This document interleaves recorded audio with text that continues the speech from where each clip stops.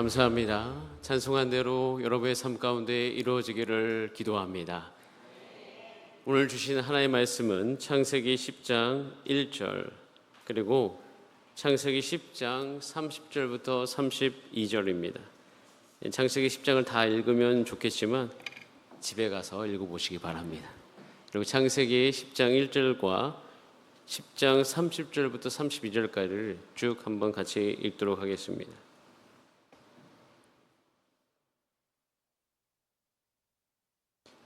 지난주와 연결되는 부분이 있으니 지난주 말씀을 안 들으신 분은 한 번 정도 들어보시면 더 도움이 될 듯합니다. 우리 같이 한 목소리로 합독합니다. 시작. 노아의 아들 셈과 함과 야벳의 족보는 이러하니라. 홍수에 그들이 아들들을 낳았으니 그들이 거주하는 곳은 메사에서부터 스발로 가는 길의 동쪽 산이었더라. 이들은 셈의 자손이니 그 족속과 언어와 지방과 나라대로였더라. 이들은 그 백성들의 족보에 따르면 노아 자손의 족속들이요 홍수에 이들에게서 그 땅의 백성들이 나뉘었더라. 아멘. 읽은 본문으로 그 땅의 백성들이 나뉘었더라라는 제목으로 하나님의 말씀을 나누겠습니다. 여러분을 통해서 하나님께서 이 땅 가운데 하나님이 누구신지를 알리시기로 작정하셨습니다. 여러분을 부르셨고 여러분들을 예수 그리스도와 연합되게 하였습니다. 여러분 안에 예수 생명이 있음을 믿습니다. 우리 엎분다고 인사하겠습니다. 당신 안에 우리 성도냐 예수 생명이 있습니다. 시작. 예수 생명이 있습니다. 부활 생명이 우리 가운데 있습니다. 깜짝 놀랄 일이에요. 날마다 그것을 생각하셔야 됩니다. 하나님께서 말씀하신 것은 반드시 이루어집니다. 그래서 창세기에서 그것을 우리 가운데 계속 보여주고 있는 것이에요. 성경의 시작인 창세기는 우리 가운데 그 진리를 여실히 보여줍니다. 하나님 말씀하신 거 다 이루어집니다. 여러분의 생각은 안 이루어지지만 하나님의 생각은 다 이루어져요. 그래서 우리가 날마다 주 앞에 나와 기도할 때 사실은 우리의 생각을 하나님께 간구하는 것보다 더 중요한 것은 하나님의 생각이 우리 가운데 임하는 것이에요. 그래서 여러분이 하시는 모든 기도의 자리가 하나님의 뜻을 여러분이 알아가는 그런 은혜가 그 자리마다 있기를 기도합니다. 그래서 우리 가운데 중요한 것은 우리가 하나님께 하는 기도도 중요하지만 하나님이 우리 가운데 말씀하시고 그 말씀에 대해서 우리가 답을 하는 기도도 배워가야 되겠죠. 그래서 우리 인생 가운데 하나님이 내 인생을 통해서 이루시고자 하는 것이 무엇인지 그것을 우리는 살펴보아야 됩니다. 하나님께서는 천지를 말씀으로 창조하셨잖아요. 그리고 그 말씀으로 창조하셨다는 그 사실을 저와 여러분의 삶을 통하여서 그것이 사실인 것을 하나님께서는 증명하기를 원하십니다. 반드시 여러분한테 말씀하시고 그 말씀하신 대로 반드시 이루십니다. 지난주에도 우리는 나눴어요. 성경에서 우리는 읽고 있습니다. 하나님께서 에녹이라는 인물에게 분명히 말씀해 주셨어요. 너의 아들 무두셀라가 죽는 날에 세상의 끝이 온다. 말씀하신 그대로 되었어요. 그래서 에녹은 그 뒤에 하나님과 300년간 동행을 합니다. 그리고 동행만 할 뿐만 아니라 하나님의 뜻을 이루기 위해서 구원의 때에 가기까지 그 뜻을 이루기 위해서 자녀를 계속 낳죠. 라멕을 낳고 노아 때까지 이렇게 되는 거예요. 그리고 노아 때에 홍수가 터집니다. 여러분 무두셀라를 묵상해 보셨죠? 무두셀라가 아주 유명하죠. 왜 유명하죠? 가장 오래 살았기 때문에 유명합니다. 969세를 살았죠. 그런데 우리는 생각해 볼 수 있어요. 왜 무두셀라가 가장 오래 살았을까? 그 안에 하나님의 본심이 무엇일까? 그러니까 무두셀라가 가장 오래 살았다는 것은 그가 죽으면 심판이 오기 때문에 하나님은 그 무두셀라의 인생 안에 한 가지 우리의 삶을 향한 본심을 숨겨두셨죠. 그것은 하나님께서는 온 백성이 구원에 이르게 되기를 간절히 원하시는 거예요. 그리고 무엇보다도 하나님의 형상이 반드시 이 땅 가운데 다시 이루어지기를 소원하고 계시는 거예요. 여러분의 인생이 지금 어떠하든 간에 이 말씀을 듣는 순간 그 순간 바꾸셔야 될 것이 있어요. 여러분 인생에 하나님 지금 내가 어떠한 상태라 할지라도 하나님의 본심을 이 무두셀라의 이름 안에 숨겨두셨듯이 내 인생을 향한 하나님의 본심을 내가 예배 드릴 때마다 깨달을 수 있는 은혜를 허락하여 주시옵소서. 그것은 나의 인생을 통해서 하나님의 형상을 회복하는 것이에요. 하나의 마음을 여러분 아셔야 됩니다. 그래서 사람들이 죄를 짓게 되죠. 왜? 빗나간 생각으로 살아갈 때 죄 짓게 되어집니다. 여러분 다윗이 날마다 기도합니다. 하나님, 나의 마음을 살피시고 주의 도를 내게 알려주시고 주의 길을 가르쳐 주소서. 이렇게 기도했던 이유는 다윗은 자신의 빗나간 생각으로 자신의 인생에 어떠한 결과가 왔는지를 아주 처절히 깨달았던 사람이기 때문에 그의 인생의 가장 큰 복은 빗나간 생각대로 살지 않는 거예요. 여러분이 예수님을 믿는 이후에도 혹시라도 빗나간 생각으로 살고 계신 영역들이 있다면 주 앞에 회개하고 돌이키사 하나님 안에서 올바른 길 걸어가시기를 소원합니다. 하나님께서는 이 소망을 가지고 사람을 구원하시는 거예요. 지난주 우리는 살펴봤습니다. 노아를 통해서 그 일을 지속하셨던 것을. 그래서 노아의 가족이 다 구원받습니다. 저와 여러분도요, 이 목적을 위해서 예수님으로 말미암아 구원받은 줄 믿습니다. 죄된 세상에서 우리 불러주셨습니다. 우리를 자유롭게 하셨죠. 여러분을 통하여서 진짜 자유가 뭔지 이 세상 가운데 알리실 것이에요. 우리는 그 구원의 감격 가운데 오늘도 함께 모여서 예배하고 있는 것이죠. 그런데 누구나 다 경험하는 것인데요, 우리가 구원받았음에도 불구하고, 노아도 마찬가지입니다. 자신의 가족이 다 구원받았음에도 불구하고 어느 시간이 지나다 보면 그 구원의 감격은 자연스럽게 사그라들죠. 그리고 또 다른 이 세상의 문제 속에서 근심하고 있는 우리 자신을 발견할 때가 있습니다. 노아도요, 자신의 인생 속에서 구원이 있었습니다. 근데 구원이 있었음에도 불구하고 그 이후에 또 자기에게 닥친 그 현실 앞에 다른 고민들이 생기게 되어졌죠. 물론 이 고민이 생기는 것이 자연스러운 부분은 분명히 있습니다. 그러나 이 말씀을 통해서 저와 여러분이 오늘 살펴보고 싶은 것은 구원받은 이후에도 자연스럽게 생겨가는 여러분의 생각이 때로는 다시 이 세상 가운데 여러분을 통해서 하나님이 하고자 하는 그 목적을 흐릿하게 할 수 있다는 생각을 해보셔야 되는 거예요. 하나님의 생각은 흐릿해지면 안 돼요. 분명해져야 되고 내 삶을 통해서 증명되어져 가야 되는 것입니다. 근데 노아도요, 이 구원받은 것 너무 감격스러웠지만 계속 비가 내리지 않습니까? 구원받은 이후에도 비 오는 것이 그치지 않고 계속 있어요. 그리고 비는 또 그쳤는데 물은 마르지 않고 계속 온 땅 가운데 있는 거예요. 그러다 보면 어느 일상에서 이런 생각할 수 있어요. 비가 언제 그칠까? 물은 언제 줄어들까? 자, 이 고민이 구원받은 상태에서 생기는 고민이라는 거예요. 저와 여러분들도요, 그런 생각을 많이 할 수 있습니다. 하나님이 구원해 주셨어요. 굉장히 기쁜 일이지만 그 기쁨이 어느 정도 지나고 나면 또 다른 고민으로 우리의 생각이 바뀌게 됩니다. 근데 그때를 경계하셔야 돼요. 저도요, 하나님께서 서울제일교회 2014년 12월 둘째 주에 불러주셨을 때 이곳에 오게 하신 거 너무 감격스럽습니다. 그 뒤에 9년간의 시간을 보내면서 그 감격이 흐릿해져 갔죠. 감사했던 마음은 어느새 조금씩 줄어들고 닥쳐진 그 사역을 해내느라고 정말 몸부리쳤던 그런 시간들이 있습니다. 여기서 숙제는 날마다 이 새벽에 하나님을 만나는 거였어요. 날마다 이 새벽에 나를 새롭게 하신 하나님, 닥치는 그 모든 일에 열정을 다하게 하시는 그 하나님을 날마다 만나는 것이 저에게는 큰 숙제였습니다. 근데 그 숙제가 사라졌을까요? 담임 목사로 가도 똑같이 있습니다. 여전히 똑같이 있어요.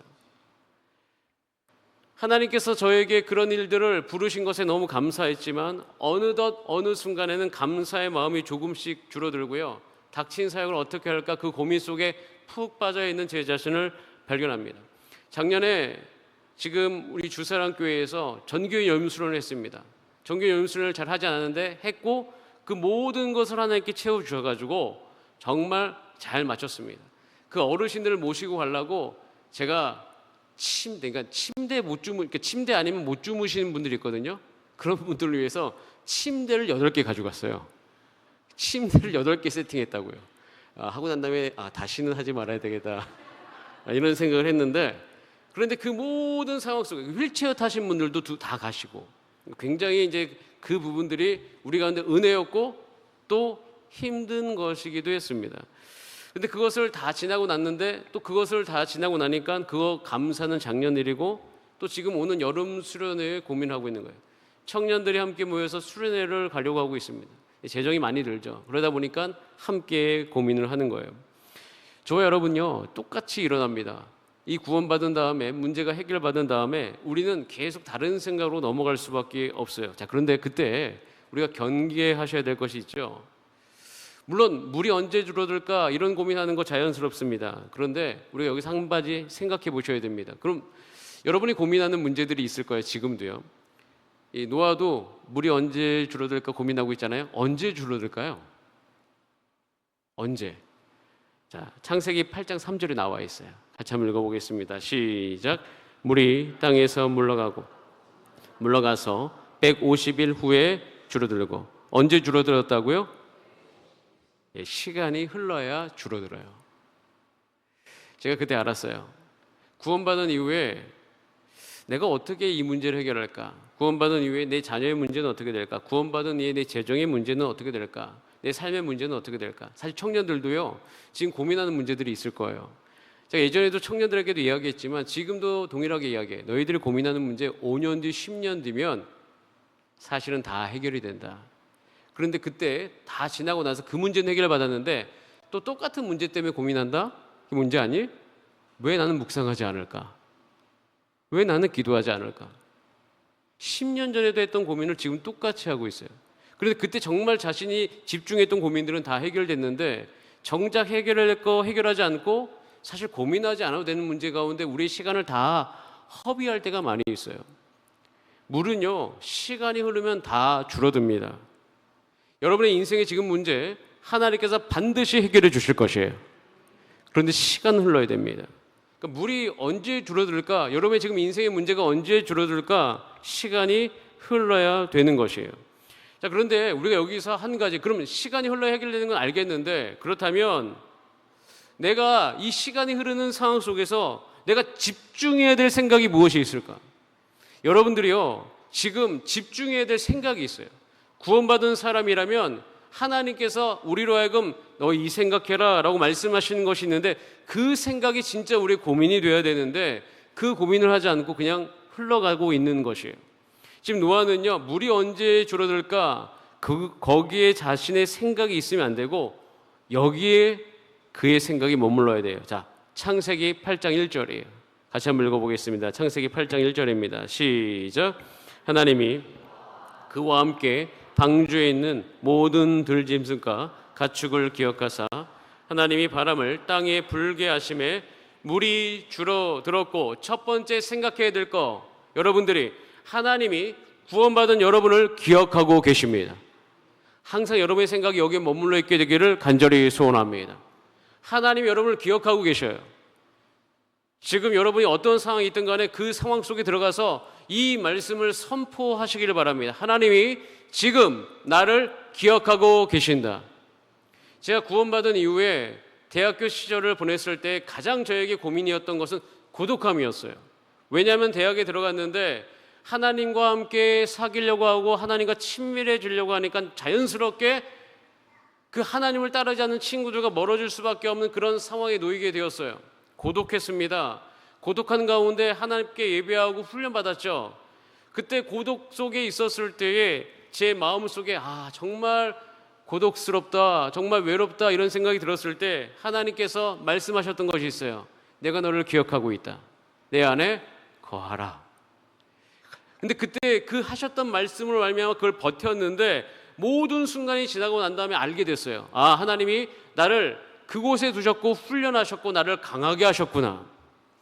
하나님이 나를 기억하고 계신다는 그 생각에 내가 몰입하고 있으니까 이 시간은 다 흘러가되 오히려 시간이 지나가면 해결될 문제에 내 마음을 두지 않고 정말 내가 지금 고민해야 될 문제에 내 마음에 두면서 내가 살아왔구나. 그것을 알게 되었던 것이죠. 여러분, 지금도 여러분의 인생 속에서 여러분이 고민하는 문제들이 있어요. 근데 여러분, 하나님이 여러분을 위해 정말 하고 싶으신 것은 교회의 영광을 회복하기를 원하십니다. 교회를 세우시기를 원하십니다. 그렇기 때문에 우리는 하나님이 하라고 하는 생각 속에 우리가 집중해야 되는 것이에요. 하나님 여러분을 기억하고 계셔요. 지금 여러분 앞에 놓인 문제 앞에 계속 그것을 선포하세요. 반드시 하나님께서 여러분의 모든 상황 속에 역사하셔서 그걸 다 지나가게 해줄 줄 믿습니다. 그래서 물이 언제 줄어들까 그런 영역의 고민을 오늘 이 시간에 멈추시기를 바랍니다. 하나님 앞에 다 내려놓으세요. 하나님, 내가 고민을 멈춥니다. 지금부터 고민은 내가 하나님이 나를 기억하고 계시고 내가 하나님과 어떻게 동행할 수 있을지 그 고민이 나의 고민이 되게 하여 주옵소서. 자, 여러분, 여기서 한 가지 큰 전환점이 생기는데요. 하나님이 지금 노아와 가족과 가축을 기억하시고 있다는 생각을 하기 시작하면 창세기 8장에서 그러니까 스쳐 지나가던 말씀이 있는데 그 말씀이 보이게 되어지는데 어떤 말씀이 보이냐면 창세기 8장 2절부터 5절까지의 말씀이 보여요. 세계관이 전환되는 거거든요. 하나님이 기억하고 계신다. 자, 여러분도 동일해요. 하나님이 기억하고 계신다라고 여러분이 지금 놓인 문제 가운데 선포하잖아요. 그럼 보이는 게 있어요. 뭐가 보이냐면 8장 2절에 이렇게 되어 있어요. 하늘에 창문이 닫히고 비가 그쳤다. 자, 이거 누가 행하시는 거예요? 하나님이. 3절에 보면 물이 땅에서 물러가더라. 150일 후에 줄어들더라. 누가 행하시는 거예요? 하나님. 8장 4절에 보면 방주가 아라랏산에 머물렀대요. 여러분, 방주는 운전할 수가 없습니다. 아무런 걸 할 수가 없어요. 그럼 아라랏산에 머물렀다는 것은 당연히 하나님이 행하신 것이겠죠. 그리고 결국에는 5절에 보면 물이 점점 줄어들었더라. 여러분, 언제 내 물이 줄을까? 내 상황 속에 이 문제가 해결될 수 있을까? 이 고민에 머물러 있지 않고 하나님이 나를 기억하고 계심에 생각이 머물고 있으니까 그제서야 우리의 눈이 열려서 하나님이 무슨 일을 행하고 계시는지를 볼 수 있게 되는 거예요. 여러분, 오늘 하나님이 하신 일을 보는 저녁이 되시기를 축복합니다. 하나님이 행하신 일들이 보이기 시작할 거예요. 그러면 하나님께서 하나님의 일을 하시는 동안 노아는 그럼 계속 어디에 있었을까요? 노아가 지금 어디 있어요? 방주에 있습니다. 8장 1절에 보면 노아는 방주에 있었더라라고 되어 있어요. 여기서 참 나의 상태를 보게 됩니다. 구원받은 다음에는요, 사실은 내가 할 수 있는 것이 없고 하나님이 행하신 것을 바라보면서 그저 하나님 나를 기억하고 계신다, 그거 한 가지만 할 수밖에 없는 상황이 우리 가운데 닥치는 경우가 참 많이 있습니다. 하지만 분명한 사실은 물이 마르고 있더라라는 사실이에요. 여러분, 이 과정이 너무 중요합니다. 하나님께서 왜 이스라엘 백성들을 애굽에서 끄집어내서 광야를 먼저 걷게 하실까요? 저는 요즘에 새로운 교회론에 대해서 하나님이 깊이 생각하게 하시는 것이 있어요. 한번 따라할까? 교회는 광야이다. 이게 분명한 사실이에요. 애굽에서부터 나와서 광야를 걷고 다시 어디로 가죠? 가나안으로 가죠. 이것이 여러분 7일마다 반복이 되고 있는 거예요. 세상으로부터 와서 광야에서 무엇을 배웁니까? 하나님을 알게 되죠. 하나님께 공급받죠. 하나님을 배우는 것이 광야죠. 교회가 하나님을 배우는 곳이잖아요. 그래서 다시 어디로 가요? 가나안. 가서 뭐 하셔야 돼요? 그 땅을 거룩하게 바꿔야 되는 거죠. 그래서 하나님께서는 우리를 애굽에서 불러주셨듯이 교회로 부르십니다. 교회에서 행하는 것이 뭐예요? 너희가 할 수 있는 게 없다. 내가 행한다. 내가 행할 수 있도록 너희 삶 가운데 나를 인정하라. 이것을 계속 배우지 않습니까? 그런 의미에서 교회는 광야됨이 분명하다는 생각을 하게 됩니다. 마찬가지예요. 이 방주에 있는 동안 노아가 구원받은 다음에 반드시 체득해야 될 것이 있어요. 그것은 내가 내 인생의 방향을 결정지을 수 없다는 사실이에요. 여러분, 하나님의 일을 하시기 위해서는 여러분 인생의 방향을 여러분이 결정지을 수 없음을 먼저 깨달으시기를 바랍니다. 완전히 빈 종이가 되어야 되는 거예요. 빈 종이가 됨이 없이 하나님의 역사가 거기서부터 시작되지 않습니다. 물은 언젠간 반드시 말라요. 그리고 방주에서는 언젠간 반드시 나올 거예요. 그런데 이 물이 마르고 방주가에서 나오는 이 과정 속에서 우리가 아무것도 할 수 없고 내 인생의 방향을 하나님이 결정하신다는 생각 없이 방주에서 나오면 큰일 나는 거예요. 왜 큰일이 났는지는 이제는 우리가 창세기 9장 10장을 보게 되면 그걸 여실히 볼 수가 있어요. 지난주에 나눴습니다. 하나님께서 여러분을 부르신 이유는 에덴을 회복하기 위함이다. 여러분 인생 가운데 창조의 형상을 회복하기 위해서 여러분을 부르신 것이에요. 저는 그 목적이 여러분 인생 가운데 분명히 이루어지게 되기를 축복합니다. 그러기 위해서는 방주에 나오기 전에 여러분의 힘으로 아무것도 할 수 없다는 사실을 깨달으시기를 바랍니다. 그럼 방주에 나오자마자 한 가지 음성을 들을 수 있어요. 이 음성을 들으셔야 되는데 이 음성을 대부분 구원받으신 이후에 못 들은 분들이 계십니다. 창세기 9장 1절이에요. 같이 한번 읽어보겠습니다. 시작. 하나님이 노아와 그 아들들에게 복을 주시며 그들에게 이르시되 생육하고 번성하여 땅에 충만하라. 많이 들어보신 하나님의 말씀입니다. 누구에게 하셨던 말씀이죠? 아담에게 하셨던 말씀이죠. 아담에게 창세기 1장에 했던 그 말을 창세기 9장에서 다시 방주에서 나온 노아에게 행하고 있는 거예요. 자, 노아는 나와서 이 말씀을 들었다는 거예요. 내가 다시 이 땅 안에서 삶을 시작하는데 그 삶의 시작의 방향이 무엇이다? 9장 1절이라는 것이에요. 즉 새로운 기회를 주시는 그 하나님, 내 인생 가운데 하나님의 역사를 일으킬 수 있는 새로운 기회를 주시는 그 하나님을 만나게 되는 것이에요.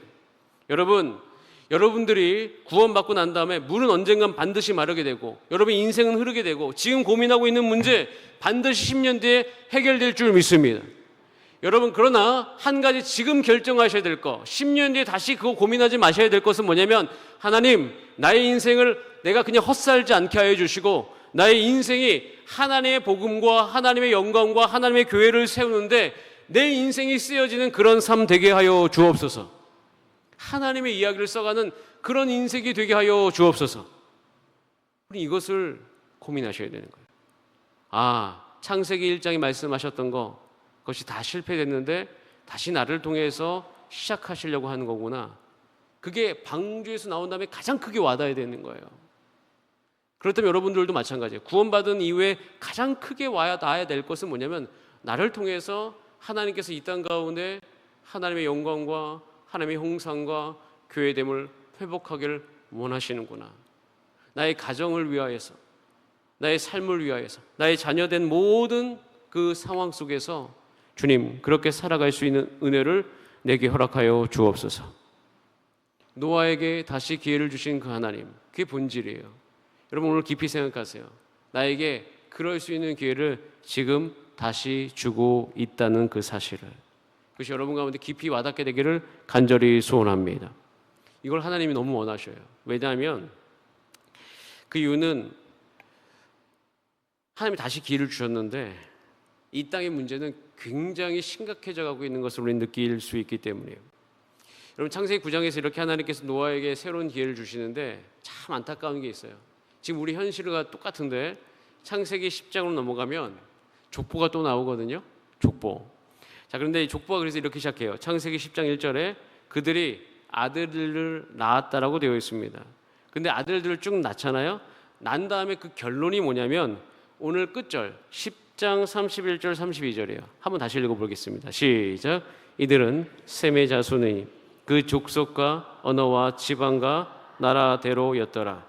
이들은 그 백성들의 족보에 따르면 노아 자손의 족속들이요 홍수 후에 이들에게서 그 땅의 백성들이 어떻게 되었다? 그 땅의 백성들이, 여러분 지금 전쟁이 어디서 일어나고 있습니까?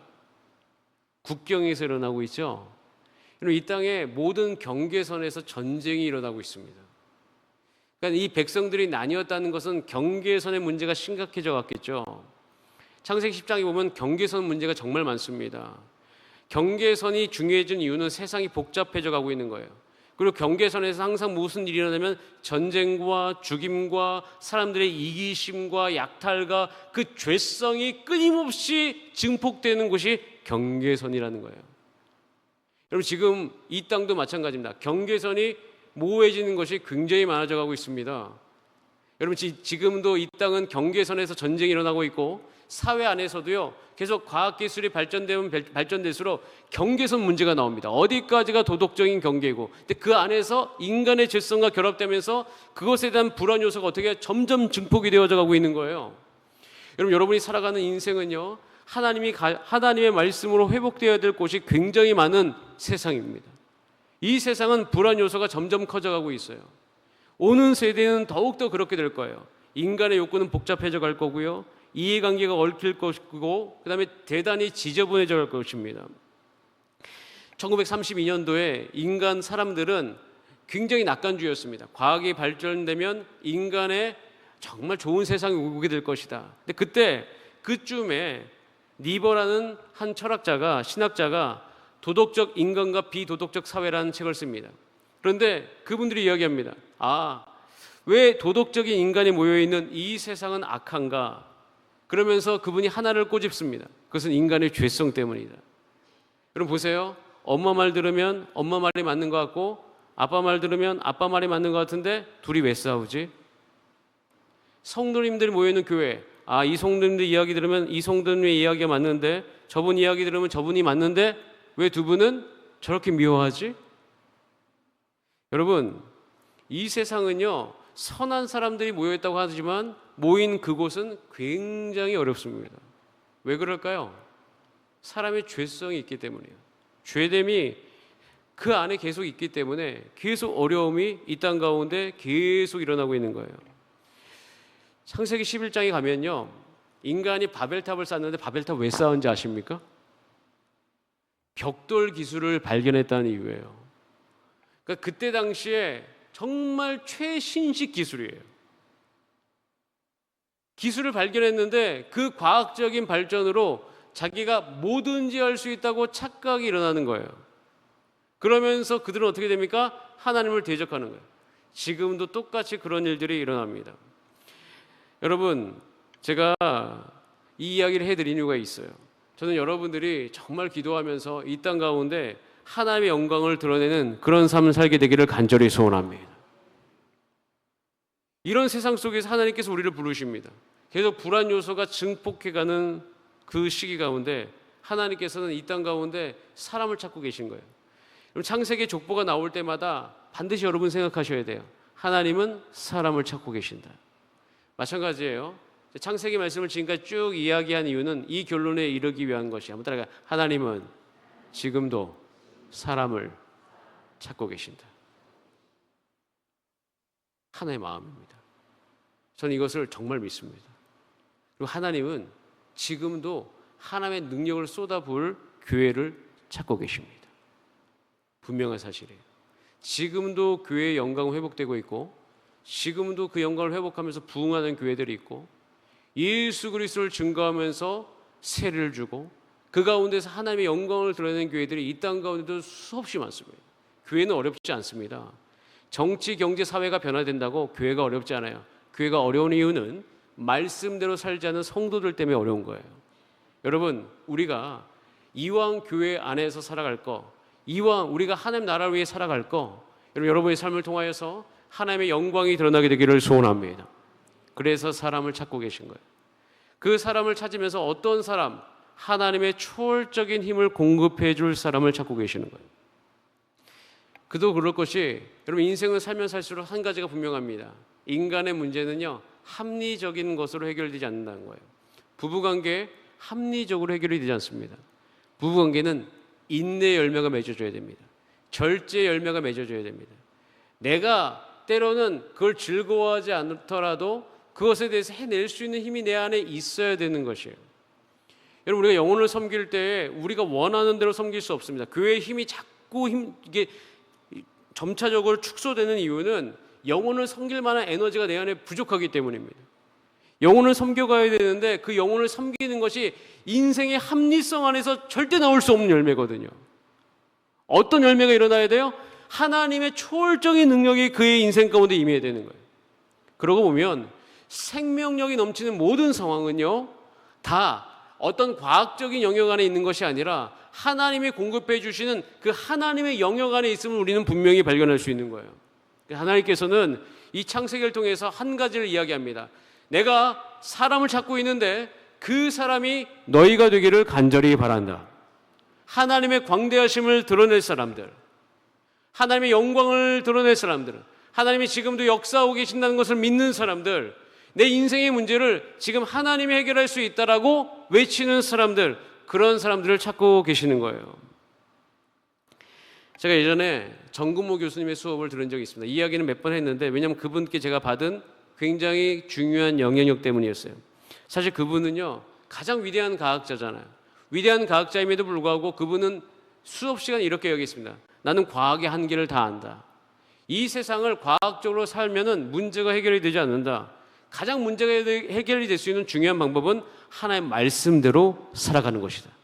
그러니 너의 인생을 성경을 증명하려고 살아가지 말고 성경을 믿고 하나님의 그 능력을 누려야 된다라고 말했습니다. 저는 그것을 받아들이고 내 인생을 지금까지 그렇게 살아왔어요. 여러분, 하나님께서는 여러분에게도 동일하게 불러주시고, 여러분 새벽마다 말씀 듣지 않습니까? 여러분 말씀 묵상하지 않습니까? 그 말씀 묵상한 것 중에 반드시 여러분의 삶을 통해서 이루실 말씀이 있다는 그 사실을 여러분 아시기를 바랍니다. 그리고 그 말씀을 믿는 믿음으로 이 새벽에 나와서 기도하시길 바랍니다. 하나님 말씀하시는 그대로 내 인생 가운데 반드시 이루어 주옵소서. 그 갈망이 회복되어져야 돼요. 이 세상은 계속 나뉘어질 거예요. 어려운 문제들이 계속 일어날 거예요. 제가 요즘에 다음 세대 사역에 정말 힘을 많이 쏟고 있는데, 다음 세대 사역은요, 영혼을 갈아넣지 않으면 안 되는 사역입니다. 다음 세대 사역하고 있는데 내가 할만하다. 여러분 다시 생각해 보셔야 됩니다. 할만하지 않습니다. 그런데 갈망을 가지고 하나님께서 반드시 나를 통하여서 그 일들을 행하시겠다고 말씀하셨사오니 그 일을 행하여 주옵소서. 그 말씀 붙들고 한 걸 한 걸로 나아가고 있어요. 여러분, 이 족보가 어디까지 이어지는지 알죠? 그것은 창세기 11장까지 이어집니다. 말씀드렸듯이 창세기 11장에 바벨탑 사건이 중간에 나옵니다. 하나님께서 답답하신 거예요. 지금도 얼마나 답답하실까요? 지금도 이 세상을 바라보면서 하나님께서 사람을 찾고 계신데, 저는 이 창세기 11장까지 나눔 가운데 이 하나님의 답답한 마음이 여러분 가운데 전달되어지기를 간절히 소원합니다. 그러던 중에 그 족보가 쭉 연결되는 중에 한 곳에 머무는 것을 여러분 잘 아실 거예요. 창세기 11장 27절에서 멈춥니다. 같이 한번 읽어보겠습니다. 창세기 11장 27절부터 시작. 데라의 족보는 이러하니라. 데라는 아브람과 나홀과 하란을 낳고 하란은 롯을 낳았으며 하란은 그 아비 데라보다 먼저 고향 갈대아인의 우르에서 죽었더라. 아브람과 나홀이 장가 들었으니 아브람의 아내의 이름은 사레며 나홀의 아내의 이름은 밀가니 하란의 딸이요 하란은 밀가의 아버지이며 또 이스가의 아버지더라. 사레는 임신하지 못함으로 자식이 없었더라. 제가 이 말씀을 너무 좋아합니다. 왜냐하면 이 말씀은 믿음의 시작이기 때문인 거예요. 여러분, 지금도 하나님 여러분을 찾고 계시는 것을 느끼시길 바랍니다. 그때 과감하게 손을 드세요. 제가 여기 있습니다. 아브라함은 이 족보의 끝에서 손을 들었어요. 하나님, 지금 이 족보 안에 하나님의 영광을 드러낼 자, 믿음으로 이 세상 가운데 하나님을 드러낼 자, 초월적인 그 하나님을 경험할 자, 그 사람이 제가 되기를 간절히 원합니다. 모든 백성이 나눠지는 이 복잡한 시기 가운데 모든 이가 자기가 기술을 발견했다고 내 힘을 살 수 있다고 이야기하는 그때에 주님, 나는 그렇게 살지 않고 그 사람이 내가 되게 하여 주옵소서. 제가 올해 초부터 서울신학대학교에 목회 현장 그 강의를 제가 좀 맡아서 하게 된 부분이 있습니다. 그때 그 이제 들어온 신학대학원생들한테 첫 번째 강의 때 이야기하는 것이 있어요. 여러분이 생각하는 교회 문제를 다 이야기해 보세요. 그래서 한번 그걸 다 나눈 적이 있습니다. 자, 그 교회 문제 어떻게 해결할 수 있을까요? 그런데 그 이야기를 다 하더라고요. 그런데 제가 그 이야기했어요. 그럼 그 교회 문제를 10년 뒤, 20년 뒤에 해결하기 위해서 하나님의 대안이 무엇입니까? 무엇일까요? 바로 거기 있는 사람들이 대안이에요. 그 신학대학원에 입학한 사람들이 하나님의 대안이라고요. 그들이 너무 깜짝 놀라더라고요. 여러분 생각해 보세요. 하나님께서 이 교회의 문제를 해결하기 위해서 대안이 어디 있습니까? 여러분들이죠. 저도 그렇게 생각하고 있습니다. 예전에 우리 선배님들이 이야기했어요.